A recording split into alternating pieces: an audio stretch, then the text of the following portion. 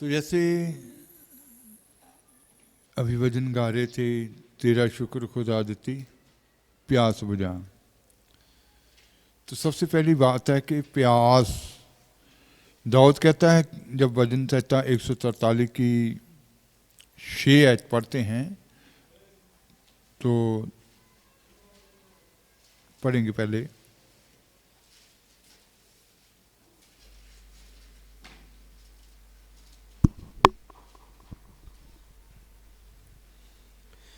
मैं अपने हथ तेरी वल अड़दा हाँ, मेरी जान सुक्की धरती वांगू तेरी तिहाई है।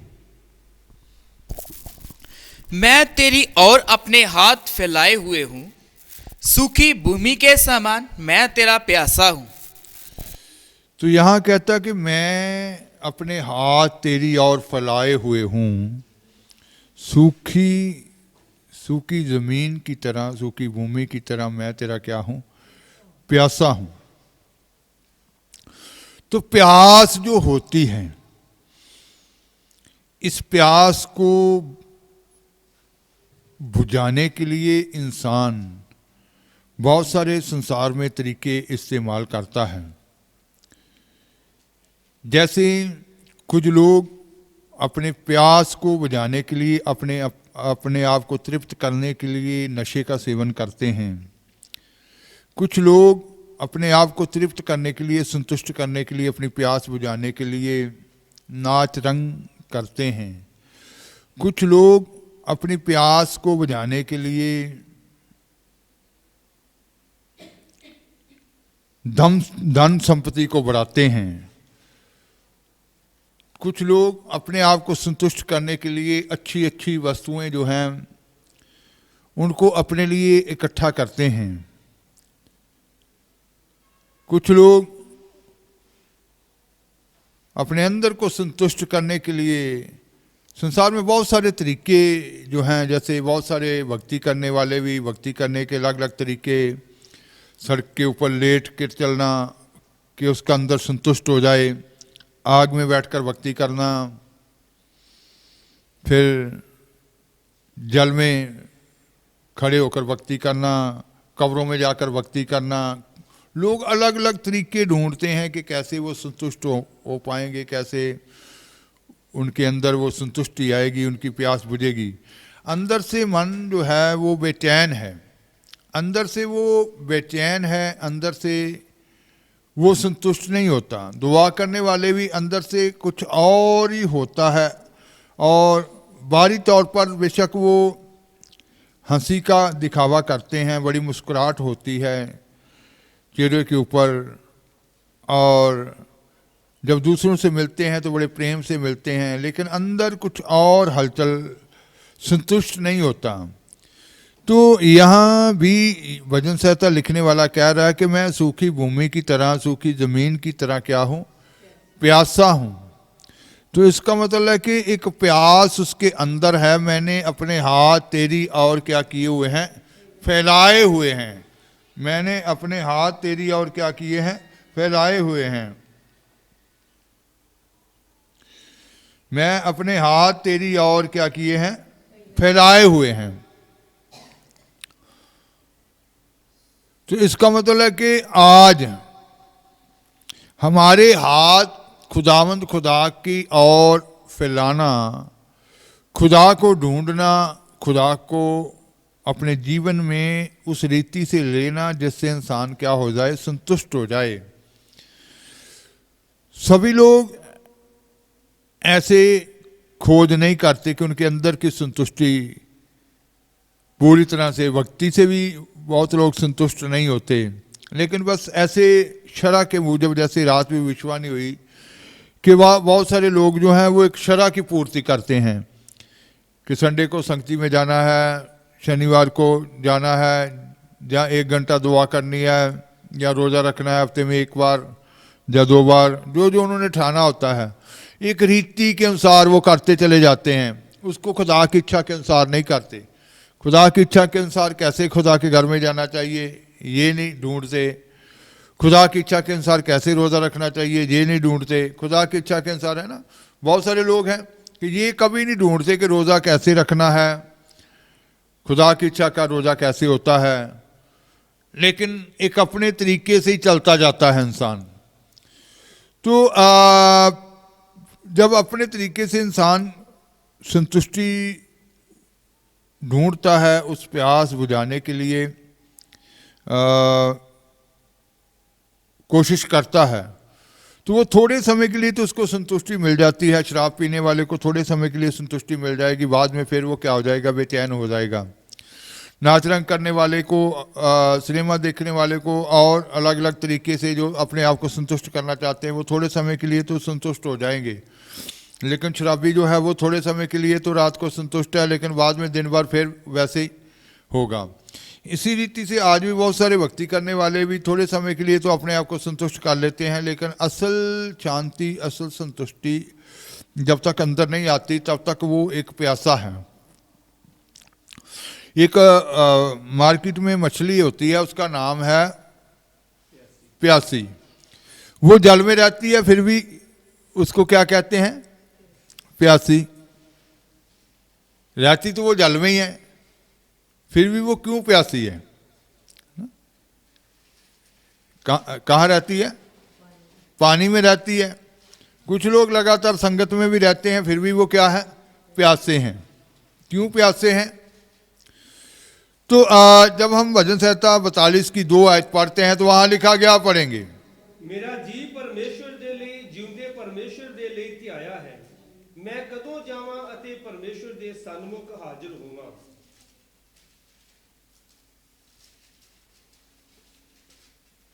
42 की 2। जीवते ईश्वर, हाँ परमेश्वर का मैं प्यासा हूँ, मैं कब जाकर परमेश्वर को अपना मुंह दिखाऊंगा। तो यहाँ दाऊद क्या कह रहा, मैं किसका प्यासा हूं? जीवते परमेश्वर का प्यासा हूं, कब इस जिस्म से जुदा होकर जाऊं और अपने परमेश्वर को मुंह दिखाऊं। पंजाबी में, मेरा जी परमेश्वर दे ਲਈ ਜਿਉਂਦੇ परमेश्वर दे ਲਈ ਧਿਆਇਆ है, मैं कदों जावां ਅਤੇ परमेश्वर दे सन्मुख हाजिर होवां। तो उसके सामने हाजिर होना, उसकी हजूरी की तड़प। इंसान पाप के कारण बेशक परमेश्वर से जुदा हो गया, लेकिन इसको रचा खुदा की हजूरी के लिए ही गया था। तो पाप के कारण बेशक ये खुदा से दूर हो गया, अलग हो गया, फिर भी एक तड़प इंसान के अंदर रहती है। मतलब कोई भी हो, पाप में हो, नशा करने वाला हो, किसी जाति के साथ संबंध रखता हो, लेकिन फिर भी एक तड़प रहती है। क्यों लोग आत्महत्याएं करते हैं, क्यों लोग उसका मतलब होता है कि हम इस शरीर से संतुष्ट नहीं हैं, अपने जीवन से संतुष्ट नहीं हैं, धन संपत्ति से संतुष्ट नहीं है, निराशा में है, परेशानी में है। तो वो सोचते हैं शायद इधर से जिस्म से छुटकारा हो जाएगा तो शायद हम अपने परमेश्वर के पास उधर जाकर क्या हो जाए। लेकिन ज्ञान की कमी होने के कारण वो ये नहीं जानते कि पाप की मजदूरी क्या है, मृत्यु है। तो इसका मतलब है कि पैसा इंसान को संतुष्ट नहीं कर सकता, नशे इंसान को संतुष्ट नहीं कर सकते। सामरी तीमी जो थी यीशु मसीह के पास आई, तो यीशु मसीह ने क्या कहा, अगर तुम मुझसे मांगती तो मैं तुझे क्या करता, वो जल देता, जीवन का जल देता, जो सदीप काल के लिए तुझे क्या करता, तो कभी भी प्यासी ना रहती, तो जिंदगी भर क्या हो जाती, तेरी प्यास बुझ जाती। तो उसने क्या कहा था, वो कहती कि ये जल मुझे भी क्या कर दे, पिला दे। उसने कहा जा पहले अपने पति को जाकर लेकर आ। उसने कहा कि मैं बिना पति के हूं। यीशु मसीह ने क्या कहा, तूने ठीक कहा, 5 तू कर चुकी है, ये जो अभी है ये भी तेरा नहीं है। इसका मतलब बार बार शादियां लोग करते हैं। आज फॉरेन में देखते हैं तलाक होते हैं, फिर दूसरी शादी कर लेते हैं। इसका मतलब वो संतुष्ट नहीं होते अपने जीवन में, है ना। कुछ लोग कहते हैं कि ये गरीब है, मेरे को पेट भर खाना भी नहीं खिला सकता, मैं क्या कर लेती हूँ, तलाक ले लेती हूँ। कुछ कहते हैं ये झगड़ा करता है, गाली निकालता है, या ये गाली निकालती है, मैं क्या करूँ, ये झगड़ा बहुत करती है, मैं क्या करूँ, छोड़ देता हूँ, तलाक ले लेता हूँ। तो इसका मतलब अलग अलग कारण लोग बता देते हैं कि हमारा तलाक का ये कारण है। तो इसका मतलब वो अपने जीवन में संतुष्ट नहीं होते। ये 5 पति बदल चुकी है, 5वीं नहीं है, और जो अब है प्रभु यीशु मसीह ने कहा ये ऐत पढ़ देंगे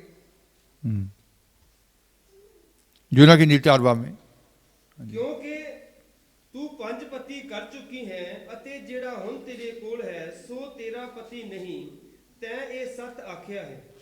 तो 5 पति कर चुकी है, अभी जो तेरे पास है वो भी तेरा नहीं, तूने क्या बोला है, सच ही बोला है। तो इसका मतलब है कि इंसान कोशिश करता है कि अपनी प्यास को बुझाए, वो तृप्त हो जाए, उसके अंदर वो संतुष्टि आ जाए, लेकिन संतुष्टि नहीं मिलती संसार के बीच में। तो दाऊद ने संतुष्टि प्राप्त करने के लिए अपने हाथ परमेश्वर की ओर क्या किए हैं, फैलाए हैं कि मैं सूखी भूमि की तरह क्या हूं, प्यासा हूं।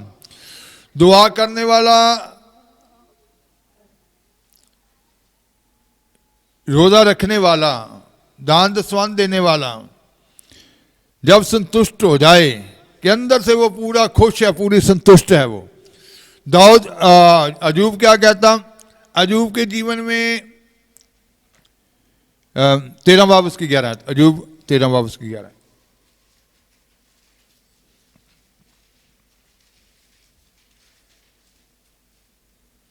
ਭਲਾ ਉਹਦੀ ਮਹਾਨਤਾ ਤੁਹਾਨੂੰ ਨਹੀਂ ਡਰਾਉਂਦੀ ਅਤੇ ਉਹਦਾ ਭੈ ਤੁਹਾਡੇ ਉੱਤੇ नहीं ਪੈਂਦਾ।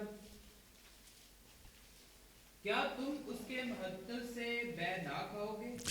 उसकी महानता, उसके महत्व से तुम बैन ना खाओगे। क्या उसका डर तुम्हारे मन में ना समाएगा? उसका डर तुम्हारे मन में ना समाएगा। तो अयूब के जीवन में ये तजर्बा तब आया जब उसका सब कुछ खत्म हो चुका था, धन संपत्ति उसको संतुष्ट नहीं कर सकी, उसके कितने नौकर चाकर थे, गाय बैल थे, गधे थे, कितना माल डंगर था, ऊँट थे, और फिर उसके बच्चे, एक एक करके घर से लेकर बच्चों से तक हर वस्तु क्या हो गई, उसकी आंखों के सामने खत्म हो गई। फिर उसकी समझ में आया, उसने उस सिद्धताई को ढूंढा, सिद्ध जीवन को अपने लिए हासिल किया। तो सिद्धताई कैसे उसके जीवन में आई, सिद्ध जीवन को कैसे उसने लिया, उन दुखों के द्वारा। ये उसका तजर्बा था कि ये चीजें उसको संतुष्ट नहीं कर सकी। तो आज बहुत सारे लोग जो हैं अंदर से वो एक प्यास होती है, संतुष्टि नहीं होती, ढूंढते नहीं है खुदा को। तो जब तक हम उसकी आज्ञाकारी के लिए नहीं अपने आप को समर्पित करते, बहुत सारे लोग जो हैं अपनी इच्छा से खुदा को चलाना चाहते हैं। मेरे लिए ये दुआ कर दो कि ये ऐसे हो जाए, मसला ऐसे हो जाए। तो इसका मतलब है कि वो कभी नहीं ढूंढते कि खुदा की इसमें क्या योजना है। बहुत सारे पूछने की भी जरूर कोशिश नहीं करते, वो कहते हैं कि मेरे लिए ये दुआ कर दो, मेरा ये मसला हो जाए, मैं ऐसे करना है, मैंने यहाँ जाना है, वहाँ जाना है ना। तो इसका मतलब है कि खुदा से सबसे पहले क्या करना चाहिए, उसकी इच्छा को पूछना चाहिए, उसकी इच्छा को ढूंढना चाहिए। जब तक हम उसकी इच्छा को ढूंढते नहीं हैं तब तक हम अंदर से संतुष्ट नहीं हो सकते। तो अपने जीवन को आज्ञाकारी के लिए ही समर्पित करना चाहिए, खुदा के खादमों के द्वारा, पवित्र आत्मा के द्वारा, अपने खुदावंद खुदा के द्वारा चलाए जाने के लिए ही समर्पित करना चाहिए। और खुदा के खादम भी वो हों जो खुदा के मसा किए हों, क्योंकि आज लोगों ने एक सिस्टम बना रखा है कि ऐसे ही घरों में लोग जाते हैं कि मैट्रिक पढ़ने वाला भी बाइबल तो पढ़ सकता है कि नहीं। मैं उस वक्त शायद 10वीं कर ली थी या नहीं, एक घर में वो बाइबल का पाठ, लोग ऐसे जैसे पाठ करना, मेरे को कहते कि मैं भी उधर गेस्ट के तौर पर गया था, मेरे को कहते कि इधर वो पादरी साहब ने चाय पीना है, मैं पढ़ता था स्कूल में, आपने बस ऐसे पढ़ते जाना है मैक में, बस कहते। मैं भी बैठ गया उधर, उन्होंने वेदी बनाई हुई थी, मेरे को तो मैं भी ऐसे ही पढ़ता चला गया कि जितना उन्होंने टाइम दिया था कि 1 घंटा पढ़ना है जाके। तो इसका मतलब है कि आप पढ़े लिखे लोग जो हैं वो बाइबल पढ़ सकते हैं, थोड़ी बहुत ही आयतें भी याद हो जाती हैं कि नहीं हो जाती है ना। तो फिर जब दूसरों को वो ऐसे बताएंगे तो वो ये नहीं है कि वो खादम है, खुदा के मसा किए हुए के द्वारा इंसान चलाया जाएगा, तो खुदा के द्वारा उसके आत्मा के द्वारा चलाया जाएगा तो सही मंजिल तक पहुंचता है। तो बहुत सारे अपने तरीके से ऐसे ही लोगों को गलत गाइडेंस देते रहते हैं, वचन का पूरा नॉलेज नहीं होता, ज्ञान की कमी होती है। तो जितना उनके पास होता है, थोड़ा बहुत पढ़ा होता है, उसी समझ के अनुसार, तो ऐसे लोगों से भी बचना चाहिए। इसी कारण ही आज इंसान के जीवन में वो संतुष्टि नहीं है, अंदर से वो क्या है, प्यासा है। अब्राहम जो था उसके बारे में लिखा गया है कि उसने अपना हाथ जो है खुदा की आज्ञाकारी के लिए उठाया। उत्पत्ति 22:10।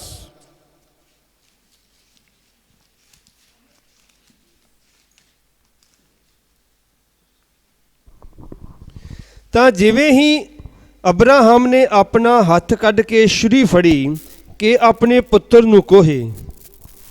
फिर अब्राहम ने हाथ बढ़ाकर श्री तो अब्राहम ने अपना हाथ उठाया, आज्ञाकारी के लिए उठाया। इसहाक जो 100 साल की उम्र में खुदा ने उसको दिया था, 25 साल उसने इंतजार किया। 75 साल की आयु में क्या किया था खुदा ने, वायदा किया था, 100 साल की आयु में मिला। फिर कितने साल का था जब खुदा ने उससे बलि मांग ली, नहीं मालूम है ना।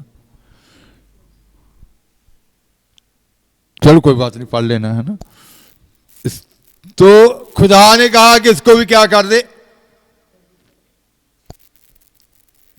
कुर्बान कर दे। उसने कोई सवाल नहीं किया, आज्ञाकारी की। वो जानता था कि इसी से ही, आज्ञाकारी से ही उसके मन को क्या मिलेगी, शांति मिलेगी, संतुष्टि मिलेगी।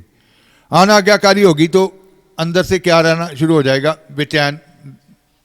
बेचैनी अंदर से अपने आप पैदा हो जाएगी कि मेरे से ये क्या हो गई, भूल हो गई है। आज क्यों ईमानदार, क्यों विश्वासी अंदर से बेचैन रहते हैं।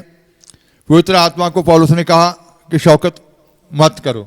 बहुत सारे पवित्र आत्मा आवाज़ देते हैं, पवित्र आत्मा कुछ कहते हैं, लेकिन उसको क्या कर देते हैं, टाल देते हैं, है ना। तो फिर अंदर से क्या हो जाते हैं, बेचैन हो जाते हैं। तो इसका मतलब वो संतुष्ट नहीं। तो जान, उसने कहा कि मेरी जान सूखी भूमि की तरह क्या है, प्यासी है। मैंने अपने हाथ तेरी और क्या किए हैं, फैलाए हुए हैं। हाथों को फैलाना, खुदा को ढूंढना, उसकी इच्छा को ढूंढना और खुदा की इच्छा को अपने जीवन में लेना, ताकि अंदर से हम क्या हो जाएं, संतुष्ट हो जाएं, पूरी तरह से प्यास जो है वो क्या हो जाए, बुझ जाए। तो फिर लिखा गया कि आत्मा की आज्ञाकारी, आत्मा की आवाज को सुनना, उसके अभिषिक्त जनों के द्वारा चलाए चलना। पतरस को प्रभु यीशु मसीह ने कहा था, यूहन्ना की इंजील 21 बाब उसकी 18 आयत,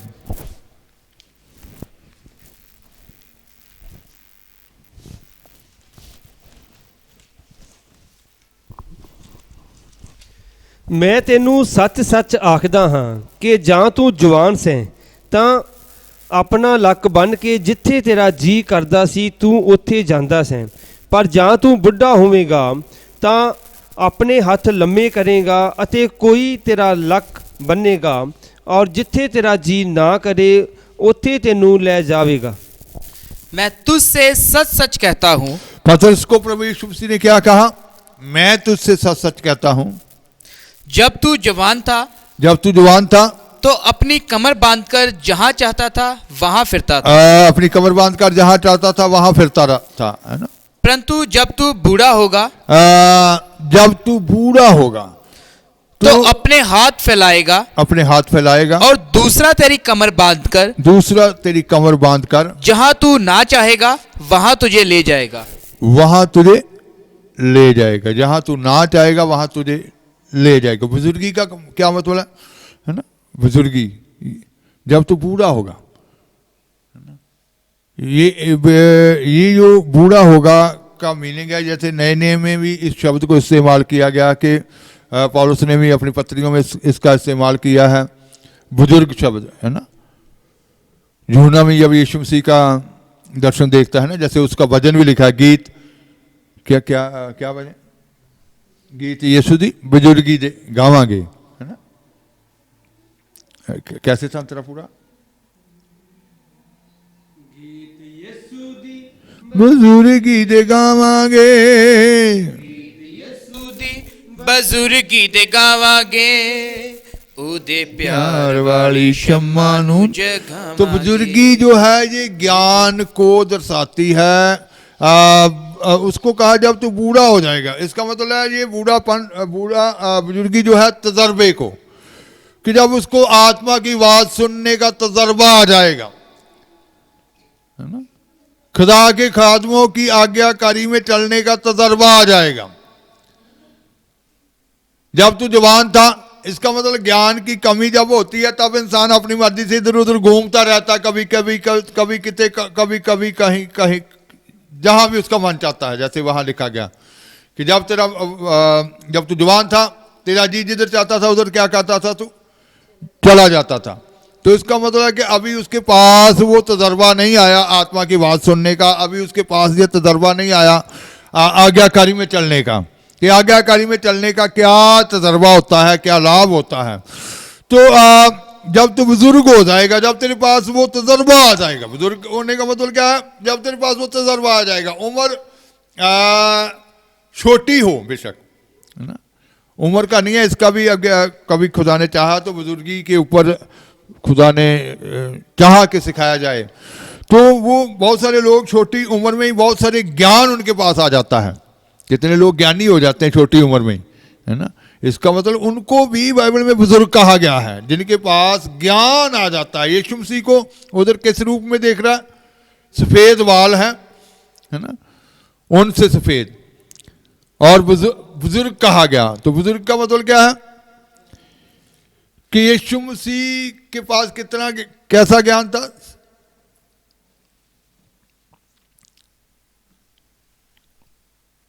आज से लेकर अंत तक सारा बुजुर्गी, है ना, ज्ञान। तो इसका मतलब है कि आज जब तू बूढ़ा होगा, जब तेरे पास ये तजर्बा आ जाएगा, आत्मा के चलाए चलने का तजर्बा आ जाएगा, खुदा के शिक्त जनों के द्वारा चलाए चलने का तजर्बा आ जाएगा, अपनी मर्जी से चलना छोड़ देगा, तो इसका मतलब है कि तब इंसान अंदर से क्या होगा, संतुष्ट होगा। तो आत्मा का चलाया नहीं चलता, अपनी मर्जी से चलता है, तो अंदर बेचैनी सी रहती है, फिर उसके अंदर वो संतुष्टि नहीं होती। तो दाऊद कहता है भजन संहिता 88 उसकी 9 आयत जब हम पढ़ते हैं तो वहां लिखा गया, पढ़ेंगे,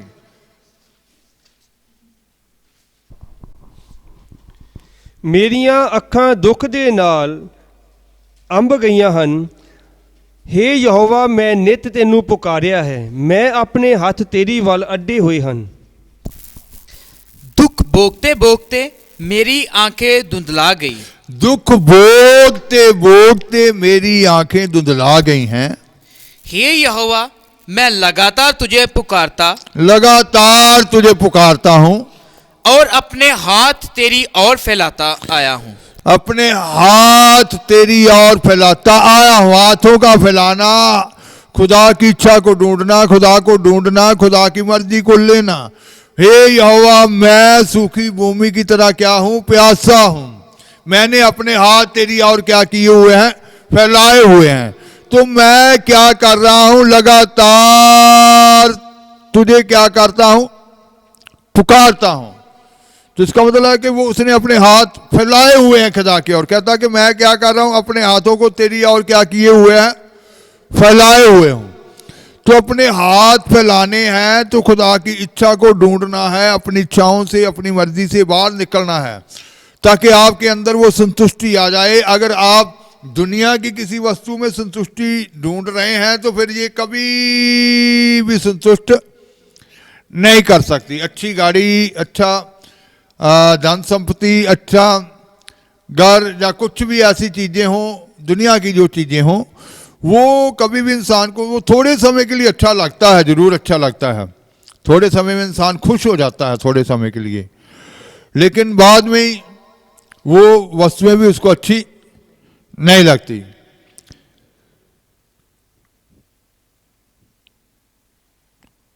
तो आज अपने जीवन के अंदर उस देखना है कि मैं क्या अपने रोजे से संतुष्ट हूं, मैं अपनी दुआ से संतुष्ट हूं, मैं संगत कर रहा हूं संतुष्ट हूं, क्या मेरे अंदर वो शांति है, मेरे अंदर कोई तड़प तो नहीं है, मेरे अंदर कोई प्यास तो नहीं है, मेरा मन इधर उधर भटकता तो नहीं रहता, बेचैन तो नहीं रहता। इसका मतलब अगर है तो फिर अपना हाथ खुदा की और उसकी इच्छा को ढूंढने के लिए ही फैलाना चाहिए। तो जब खुदा अपनी इच्छा को नाजिल करते हैं, बहुत सारे पूछते तो हैं, जैसे जिर्मिया ने कहा बहुत सारे पूछते तो हैं लेकिन चलते नहीं। जब तक तुम पूछते जरूर हो पर चलते नहीं हो, उसको अपने जीवन में लेते नहीं हो। बहुत सारे पूछते तो जरूर है कि क्या करना चाहिए, लेकिन करते नहीं है, वैसे करते नहीं है। फिर तो पूछ कर सको बल्कि क्या हो जाता है, इंसान और गुनहगार होता है कि उसके पास वो बात आ गई होती है कि कैसे वचन के अनुसार है। पूछते तो जरूर हैं, तो उसका मतलब है कि अगर पूछते हैं आप खुदा से खुदा की इच्छा को, फिर वैसे वैसे करते भी जाना है। फिर आप असल शांति में, असल जिंदगी में प्रवेश करेंगे, तभी आपके अंदर वो संतुष्टि होगी, तभी आपके अंदर की वो प्यास बुझेगी। अंदर से हमेशा आप खिले खिले रहेंगे, खुश रहेंगे कि अंदर सच्ची शांति होगी, पवित्र आत्मा की शांति, पवित्र आत्मा का आनंद। क्योंकि जैसे पौलुस ने कहा कि परमेश्वर का राज्य खाना पीना नहीं बल्कि पवित्र आत्मा में शांति और आनंद है। तो इसका मतलब है कि पवित्र आत्मा की आवाज को सुनना, उसके चलाए चलना, उसकी अगुवाई में चलना, यही आपको असल शांति में भरेगा, यही आपको असली आनंद में भरेगा। तो अगर आप दूसरे तरीकों से शांति ढूंढ रहे हैं कि बहुत सारे लोग क्या करते हैं कि इधर उधर घूम कर दूसरों के साथ, दोस्तों के साथ, मित्रों के साथ, रिश्तेदारों के साथ बैठकर टाइम व्यतीत करके पब्बों में जाते हैं, जहाँ अलग अलग तरह से अपने दोस्तों के साथ घूमने जाते हैं, एंजॉय करते हैं कि उनको क्या हो जाए, शांति मिले, खुशी मिले कुछ पल की। लेकिन वो कुछ पल ही होते हैं, सच्ची शांति नहीं होती। तो आज असल शांति के लिए, अपने आप को तृप्त पूरी तरह से होने के लिए, जैसे उसने अपने हाथ फैलाए कि मैं सूखी भूमि की तरह क्या हूं, प्यासा हूं। तो सूखी भूमि की तरह ही आपके अंदर भी प्यास होनी चाहिए। आप तृप्त तभी हो सकते हैं जब आप अपने हाथ उसकी इच्छा को ढूंढने के लिए, उसको अपने जीवन में हासिल करने के लिए ही हाथ फैलाएंगे। तो इधर उधर की बातों में टाइम वेस्ट नहीं करना चाहिए, क्योंकि अब समय क्या है, बहुत कम है। बार बार विश्ववक्ताओं के द्वारा खुदा नाजिल कर रहे हैं, प्रकट कर रहे हैं कि समय बहुत कम रह गया है कि हर इंसान क्या हो सके, निकल सके, समय रहते निकल सके। अगर आप इन्हीं बातों में संतुष्टि ढूंढ रहे हैं तो फिर इन बातों में संतुष्टि नहीं मिलेगी। खुदा की इच्छा को ढूंढो ताकि आप क्या हो जाएं, संतुष्ट हो जाएं, आपकी प्यास बुझ जाए। आंखें बंद करेंगे दुआ की आंख में।